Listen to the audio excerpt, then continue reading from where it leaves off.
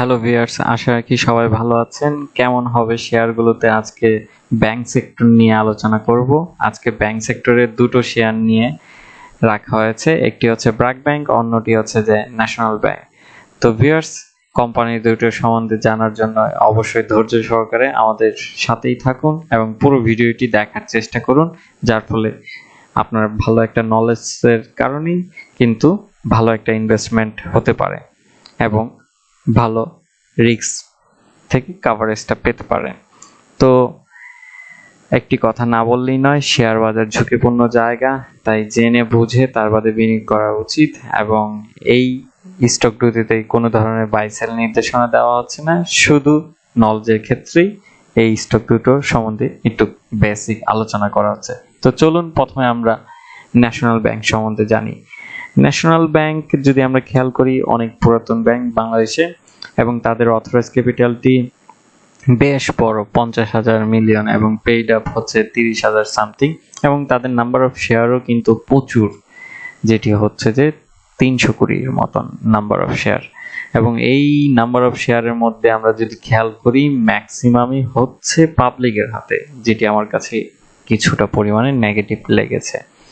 এবং sponsor director এরপরে প্রাতিষ্ঠানিক বিনিয়োগ এবং কিছুটা পরিমাণ আবার আশ্বস্ত করেছে ফরেন ইনভেস্টর রয়েছে কিছু পরিমাণ, এবং তাদের হচ্ছে যে লং টার্মে কোনো লোন নেই, যা আছে শর্ট টার্মে। এবং কোম্পানিটির যদি আমরা খেয়াল করি যে ফাইন্যান্সিয়াল, তারা 2015 থেকে হচ্ছে যে 16 পর্যন্ত ভালোই গ্রো করে, হঠাৎ করে 17তে আবার ফল করে এবং 18তে আরো ফল করে, এবং 19-এ দেখা যায় যে কিছুটা পজিটিভ দিকে যায়, যেখানে আবার আমরা 2020 সালে তাদের এখানে ফাইন্যান্সিয়াল খুব একটা স্টেটমেন্ট এইখানে পাইনি। এবং কোম্পানিটির যদি আমরা খেয়াল করি যে তাদের হচ্ছে যে বিগত বছরের হচ্ছে যে স্টক ডিভিডেন্ড দেওয়ার প্রবণতাটা বেশি, যেটি আমার কাছে খুবই হচ্ছে যে নেগেটিভ লেগেছে, যার ফলে হচ্ছে যে প্রত্যেক বছরই তাদের নাম্বার অফ স্টক বাড়ার ফলেই কিন্তু হচ্ছে যে তাদের স্টকের প্রাইসটা এতটা পরিমাণে গেইন হয় না, কারণ এই কোম্পানিটির প্রচুর পরিমাণের হচ্ছে যে স্টক নাম্বার।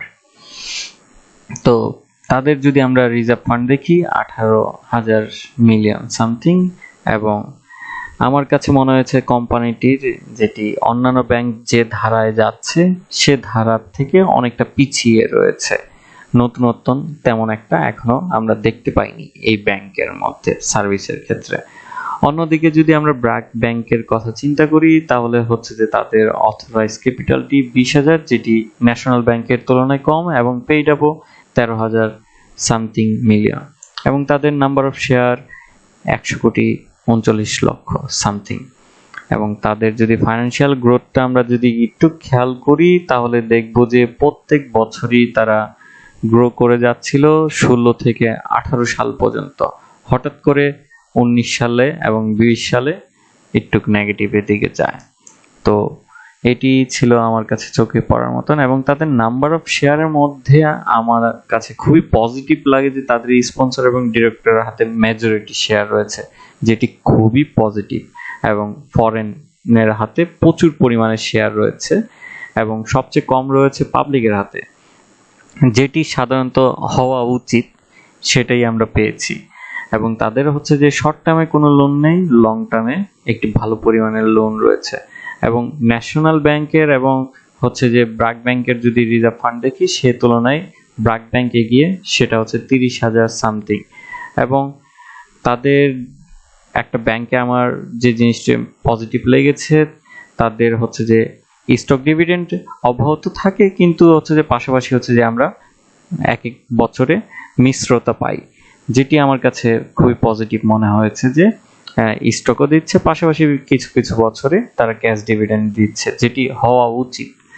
কিন্তু ন্যাশনাল ব্যাংকে আমরা ওই ধরনের খুব একটা মুভমেন্ট পাইনি, স্টেপগুলো পাইনি। এবং তাদের আরেকটা জিনিস হচ্ছে যে ব্যাংকটাতে নতুন নতুন আসার চেষ্টা হচ্ছে, যেমন আমরা যদি ধরি ব্রাকের রয়েছে বিকাশ, তার বাদে হচ্ছে ব্রাক ইপিএল।